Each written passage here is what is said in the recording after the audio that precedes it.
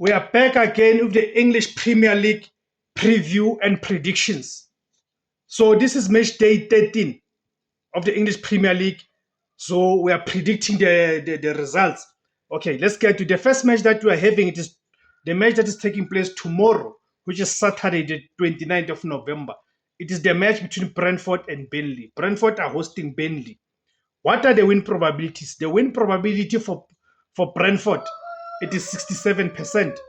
The draw probability is 20%, with the win probability for Burnley being at 13%. Let us look at the league table. Where are these two teams situated? Brentford are currently at position number 13. After 12 matches, they've got 16 points. Burnley, position 19. They've played 12 matches, they've got 10 points. That is Burnley. Then let us look for another match that we're having tomorrow, again at 5 o'clock.